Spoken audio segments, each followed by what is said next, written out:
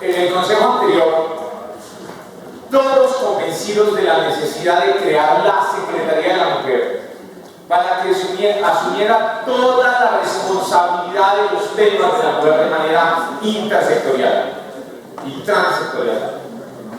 Sin embargo, aún sigo viendo en el plan de desarrollo de hoy el tema de mujeres en situación de prostitución, en integración social, en la subdirección para la adultez. Eso ya no lo debe manejar más integración social, no más. Pero para eso creamos la Secretaría de la Mujer. No veo por qué esa meta sigue allí. No entiendo. Y esa meta tiene que salirse de integración social. Integración social nunca más debe volver a referirse como un plan central de sus metas las mujeres en situación de prostitución. Pero primero quiero que hablemos del lenguaje. Hemos hablado del lenguaje que son mujeres en ejercicio de prostitución.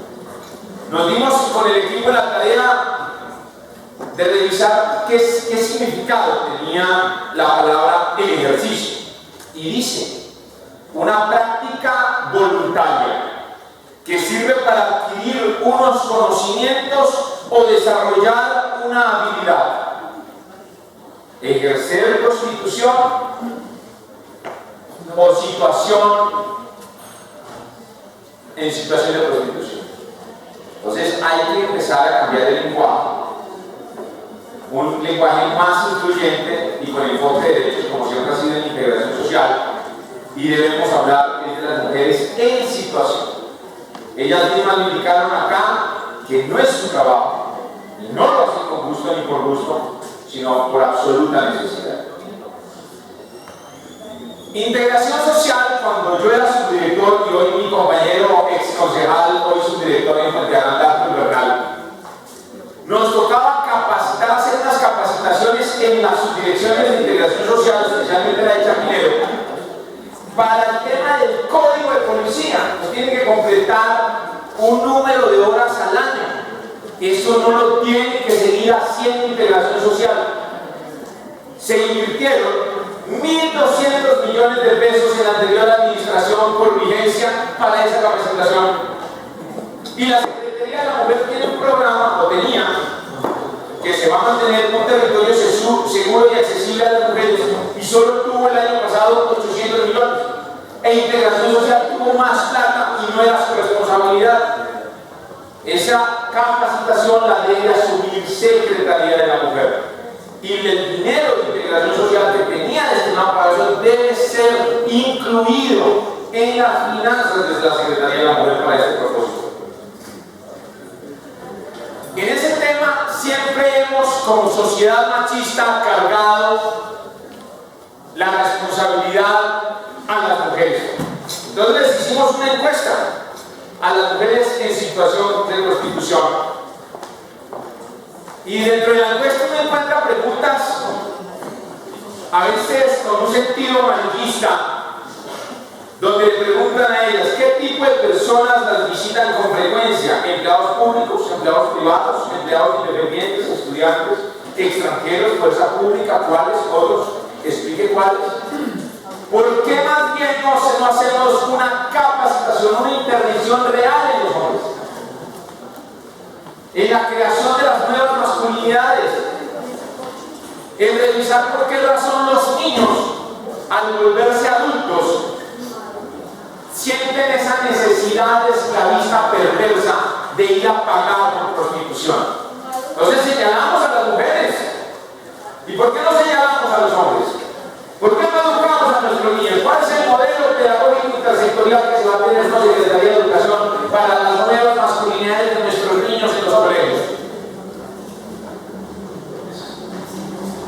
Esa es una gran pregunta que tenemos que hacer.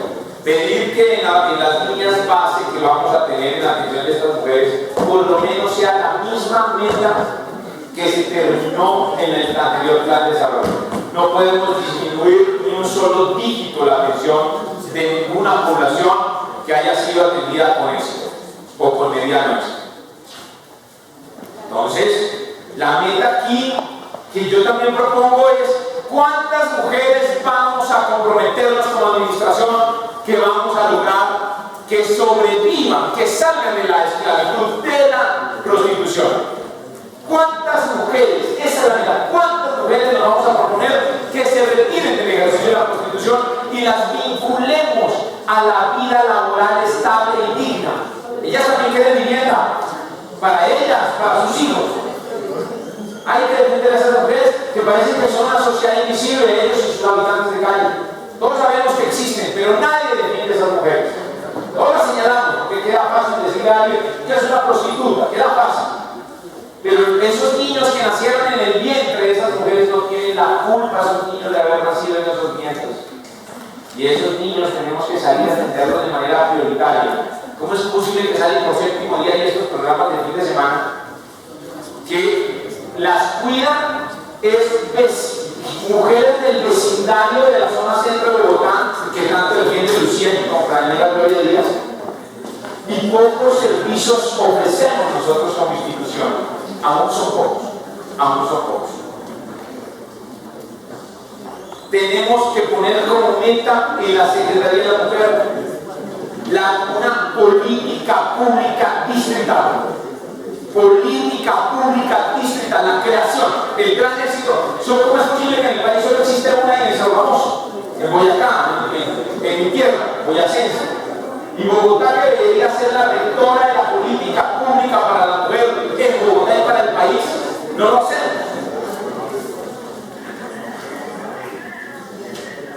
Debemos poner otra meta, que es reformar el código de policía. Un código de policía que hoy está reseñando a las mujeres con el Código Poblacional 2.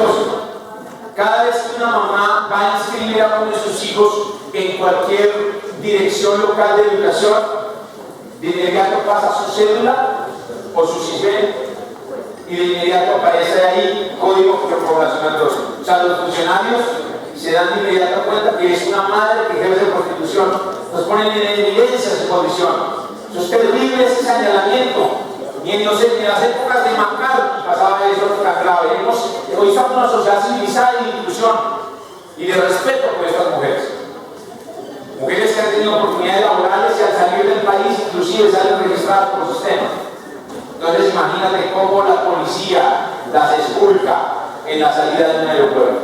Cuando salimos del aeropuerto, cuando a hombres y mujeres los esculcan y que no tenemos nada que ver y uno se siente maltratado. ¿Cómo más estas mujeres? Que son violentadas en estos sitios de prostíbulo y de genocidio.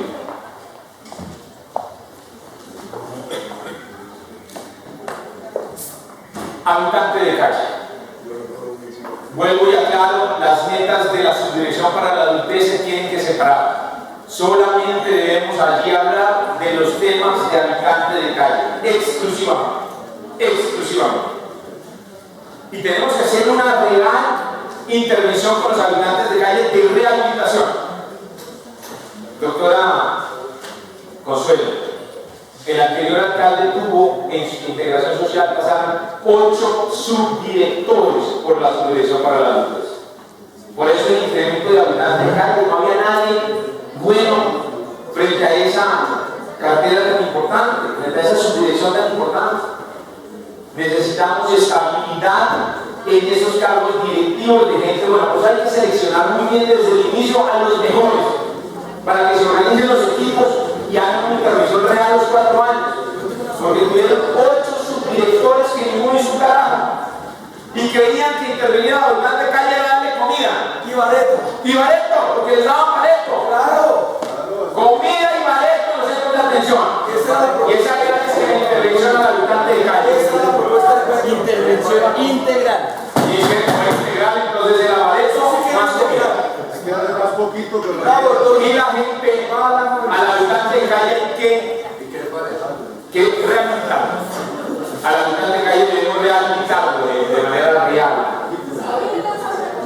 Se hizo un censo en el 2011, hoy no tenemos el censo real, y sobre todo los profesores padres, Wilfredo, director hoy de IBICRO, poder separar cuáles son niños, cuáles adultos, hombres, mujeres, calles abuelos, que haya habitantes de calle abuelos, como lo indicaba Jorge Lozada, porque ese censo nos permitirá realmente hacer una buena intervención. Eso lo debemos hacer.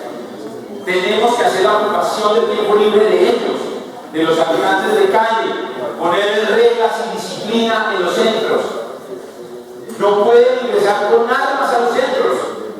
En estos 4 años lo hacían. Ya habíamos avanzado en esa política, habíamos avanzado, teníamos una tendencia de rehabilitados y eso se perdió. Solamente rehabilitamos 56 personas. 56 personas con 21.000 millones de pesos.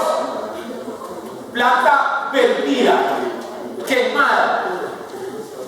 Plata quemada en la administración anterior. Entonces tenemos que hacer un modelo transsectorial para los habitantes de calle.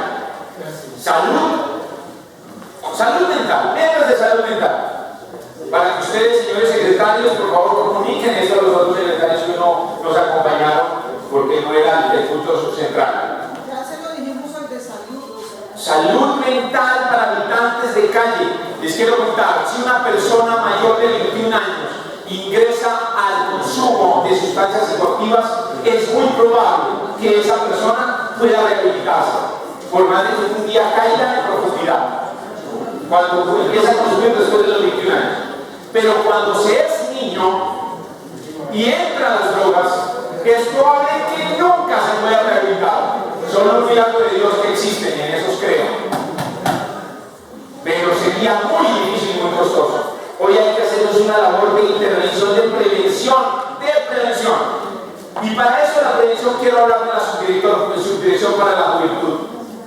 Una labor históricamente mediocre en integración social. Doctora, adivine qué hacen en subdirección para la juventud. Llenan metas. Atendimos 10.000 jóvenes.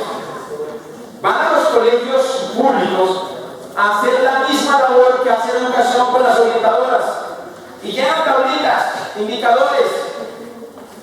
Usted debe exigirle a la subdirección para la juventud que no trabajen con los niños internos del colegio, que haya una estrategia de educación. Usted tiene que salir a buscar a los jóvenes en la calle y trabajar con el liderazgo de los jóvenes en los parques, los que están sin institucionalizar en la educación. Pero es que siempre lo hacen, te ponen cifras de miles de jóvenes atendidos en esa subdirección. Mentiras, es lo más mediocre que ha habido. Esa subdirección es de lo más mediocre que hay en integración social históricamente. Solo atienden los jóvenes de los colegios. Claro, atenderlos de la calle es lo difícil, pero para eso estamos, para hacer la tarea más difícil. Los que jamás nadie va a llegar a intervenirlos, a ellos. Y el tema de prevención para evitar que caigan en las drogas. Eso es lo que tenemos que hacer en los parques. Entonces, ¿cuánto es la meta de rehabilitados? Yo quiero saber cuál es la meta de rehabilitados que nos vamos a proponer. ¿Y cuál es la meta de niños que vamos a prevenir para que no ingresen al consumo de las drogas? Discapacidad. Vincular 1.500 servidores públicos. Excelente meta, felicitaciones. Tenemos que empezar a educar a nuestros servidores para que atiendan con amor y con cariño a las personas en condición de discapacidad. Qué triste ver a un funcionario que ve de manera despectiva a una persona en condición de discapacidad cognitiva, de pronto porque está sucia, porque claro, no tiene control de sus sentidos muchas veces. Necesitamos gente que trabaje con ellos, pero gente que ame a esa gente. En integración social no puede haber un solo funcionario que no ame su trabajo. Anoche lo dije en otra intervención. A la alcaldía no es una bolsa de empleo para ayudar a los amigos per se. Va a ayudar a los amigos que amen esta administración, que amen la gente, que amen trabajar por la gente y para la gente. El que no ame su trabajo se debe retirar. Yo a la primera queja de maltrato a un usuario, esa persona no puede seguir en la entidad. No puede seguir en la entidad. Centros Crecer. Miren estas cifras mentirosas que me entregaron al final del año pasado. Centros Crecer ahí en las localidades más grandes de la ciudad, faltan en algunas más. En Gativá, el Centro Crecer de Discapacidad está ubicado en la Boyacá 26. Cuando las personas de mayor condición con discapacidad cognitiva y de Pulo se encuentran en Engativá, Pueblo, a la parte baja de la localidad. Y allá no hay un solo centro de discapacidad. Y entonces me pusieron que para el año 2012 solamente habían 11 niños en condición de discapacidad cognitiva en lista de esperanza, que solo 11 niños. 71 en el 2013, 6 en el 2014 y 2 niños en todo Bogotá para el 2015. Es una hasta mentirosa de entregar. Hay miles de niños esperando un centro crecer. En localidades como Suba debería existir 2 centros crecer. Una localidad tan inmensa de más de 1 millón de habitantes. Igual en Engativá, igual Kennedy, igual Bosch, igual Ciudad Bolívar. Un centro crecer es insuficiente. Y no se requiere estrictamente construir una instalación. En Engativá, que no existía centro, fue tal la presión que ejercimos aquí los concejales que los obligamos a que alquilaran una casa, la ajustaran en los requerimientos técnicos y se abrió un centro crecer nuevo. Eso podemos hacerlo. No es necesario poner la construcción, por lo tanto vale mucho dinero. Podemos, visionarios, como visionarios hacerlo posiblemente. Pero hoy podemos ampliar cobertura. Son cientos de niños esperando un poco en un centro crecer. Y ahora la gran pregunta, que esa meta sí no la veo. ¿Qué hacer con los niños en condición de discapacidad después de los 18 años? Hay poca inversión para los niños, poca y nada. En los últimos 2 años no ha existido inversión para las personas en condición de discapacidad, y personas con discapacidad, personas con discapacidad mayor de 18 años en Bogotá. Salen del centro crecer y todo el trabajo que hicimos de ganancia en motricidad hasta los 18 años se pierde totalmente porque ya no hay un trabajo académico y pedagógico con estas personas que cumplen la mayoría de edad, pero mentalmente siguen siendo niños por el resto de su vida. Se limitó a mercados. Y se limitó a mercados, porque gracias por recordarme. Solo mercados, por Dios, la intervención tiene que ser más allá que darle de comer a estas familias.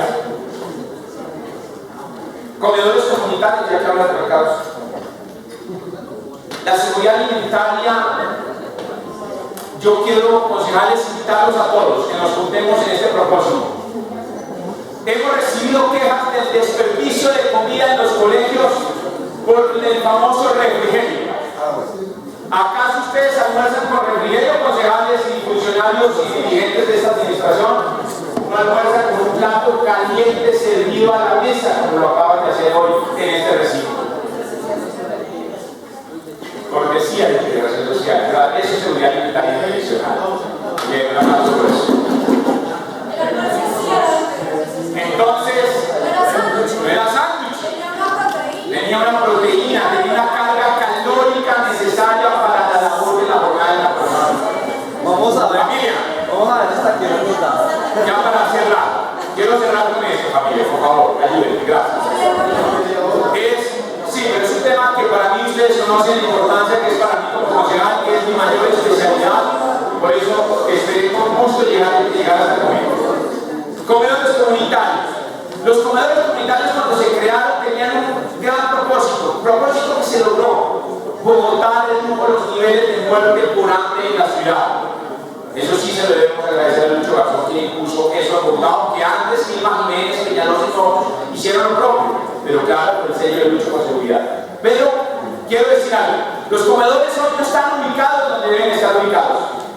Debemos reubicar los comedores comunitarios, ubicarlos cerca de los colegios públicos y también privados.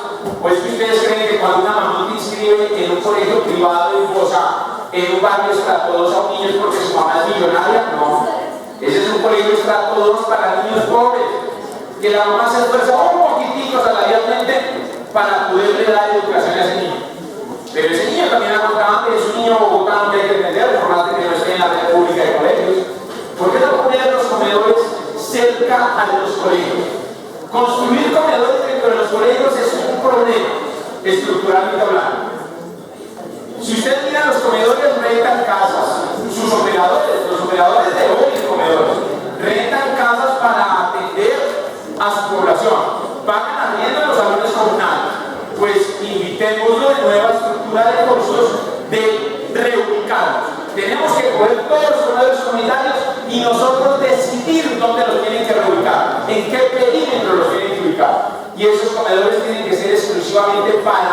niños, abuelos y máxime personas con discapacidad. No como sucede que muchas veces han puesto adultos que llevan años y eso es una vagabundería. Tener personas en edad productiva allí tomando el esfuerzo que se le debe dar a un niño. Quiero felicitar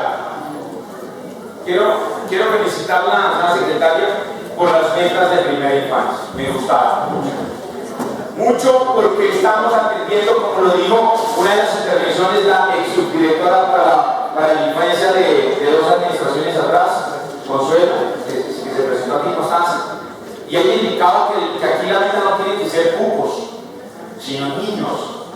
Aquí lo importante no es el grupo, aquí lo importante es el niño y la niña, y la intervención tiene que ser con ese foco.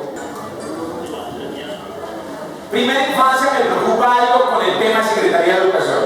En ese convenio de Secretaría de Educación, los jardines de integración social históricamente han atendido a los niños de 0 a 5 años jornada continua, desde las 7 de la mañana hasta las 4 o 5 de la tarde. Mientras que los de Secretaría de Educación solo los atienden mediodía. Entonces estamos desmejorando la educación cuando lo que proponemos es la jornada única. Si vamos a vincular un convenio con Secretaría de Educación de vinculación de niños en preescolar, tiene que ser la misma jornada única y continua como la hemos ofrecido históricamente en integración social. No puede ser medio tiempo.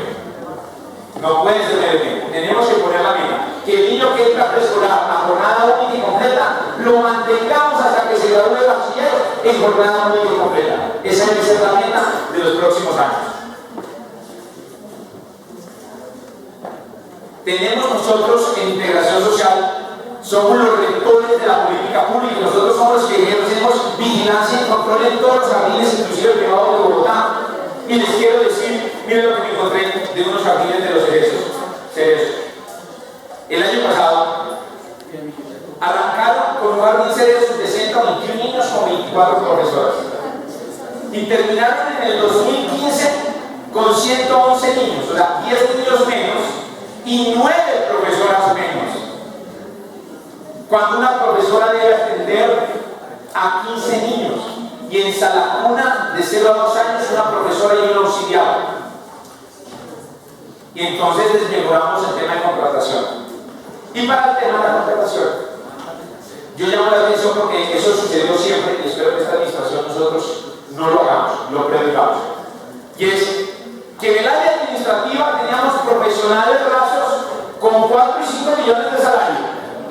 Y nuestras profesoras que atienden a nuestros hijos y a los hijos de los bogotanos solo les pagan 1.800.000. Entonces eso es una injusticia, la tabla salarial que se maneja en integración social. Y así mismo la tabla salarial en todo Bogotá. Debería haber, aquí lo propuse, una sola tabla salarial para todo Bogotá, que los profesionales independientes en cualquier secretaría ganen lo mismo. Profesional tanto, maestría tanto, especialización tanto, doctorado tanto, bachiller tanto. Y reconocer la labor de nuestras profesoras que cuidan lo más valioso de nosotros, nuestros hijos, un mejor salario para nuestros profesores. Gracias.